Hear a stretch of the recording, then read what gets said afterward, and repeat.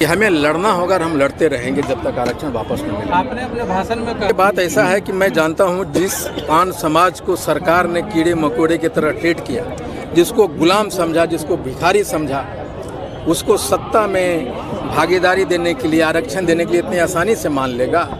इतना आसान नहीं है। और मैं ये गलतफहमी पालता भी नहीं। और मेरे 4 विधानसभा में उपचुनाव हो रहे हैं। आप देखेंगे मुजफ्फरपुर का रैली का भी असर आपको वहाँ दिखाई पड़ेगा। उम्मीद की थी आप राजेश गुप्ता जी और 3 जिला के और जो लोग हैं, जो उनके वजह से ये संभव हो चुका। और ये भी दिखाता है कि हापुड़ थम्पान अपने चरम की ओर बढ़ता जा रहा है और हम अपनी आरक्षण की लड़ाई को और तेज देंगे, गति को और तेज करेंगे और सरकार को दिखाएंगे। और आपको ये भी बता दें कि ये जो 4 विधानसभा में उपचुनाव हो रहे हैं, आप देखेंगे मुजफ्फरपुर का रैली का भी असर आपको वहाँ दिखाई पड़ेगा। उम्मीद की थी आपने कि इतनी संख्या में लोग भारी मात्रा में आएंगे और इस तरह आपके आंदोलन में लगातार पिछले 5 घंटे से बने रहेंगे? मुझे उम्मीद सिर्फ इसलिए भी थी कि सुरेंद्र भाई हमसे हमेशा रहते थे कि हम एक नया आयाम देंगे। यहाँ को रथम्पान को मुजफ्फरपुर एक नया आयाम देगा। और आप याद रखिएगा, अगर आपने देखा कि भीड़ टस से मस नहीं हुई और पूरा मैदान में ये जगह भरने की, जगह रखने की, पैर रखने की जगह नहीं थी। भीड़ देखकर आप आज भावुक भी क्यों? नहीं, भावुक भीड़ देख के नहीं।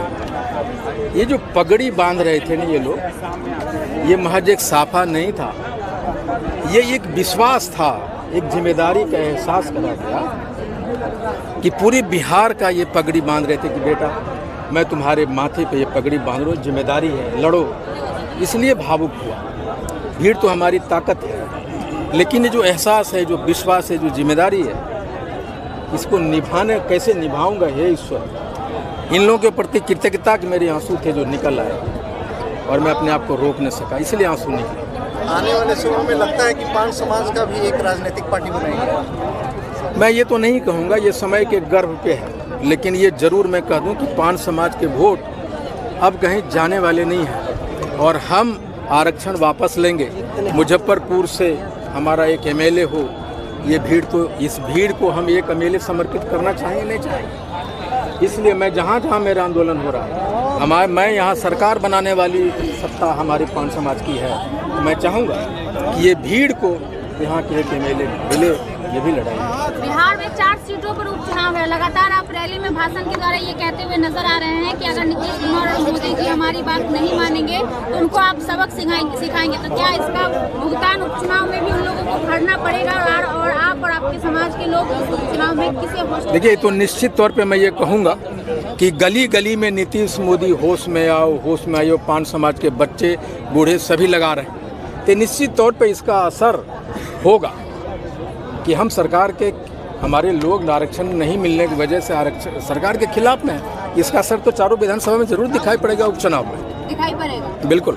अभी तक सरकार की तरफ से कोई कॉल, कोई पूछताछ, कोई बातचीत? देखिए, बात ऐसा है कि मैं जानता हूं जिस पान समाज को सरकार ने कीड़े मकोड़े की तरह ट्रीट किया, जिसको गुलाम समझा, जिसको भिखारी समझा, उसको सत्ता में भागीदारी देने के लिए, आरक्षण देने के लिए इतनी आसानी से मान लेगा? इतना आसान नहीं है। और मैं ये गलतफहमी पालता भी नहीं।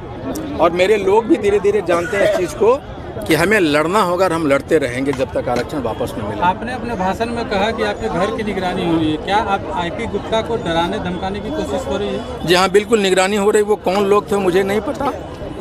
और मुझे ये भी मालूम है कि हमारे कांग्रेस के जो प्रदेश अध्यक्ष हैं, मेरी सुरक्षा के लिए एक चिट्ठी लिखा था एडीजी सिक्योरिटी को। अब देखते हैं क्या होता है। लेकिन मैं तो आम चेहरा हूँ, हम गरीब लोग हैं, उनके नेता हैं। हमारी जो सुरक्षा है उनकी दुआओं में है, भगवान के आशीर्वाद में। इस मिसाल रैली के बाद अगला कदम क्या होगा? देखिए, मेरा अगला कदम यह कि 17 नवंबर को हम एक सम्मेलन करने जा रहे हैं जयनगर में और 24 तारीख को हम करने जा रहे हैं दरभंगा में। और हापुड़ थम्पान निर्बाध रूप से अपने लोगों के पास पहुंच रहा है, सारथी बनाता जा रहा है। धन्यवाद। धन्यवाद।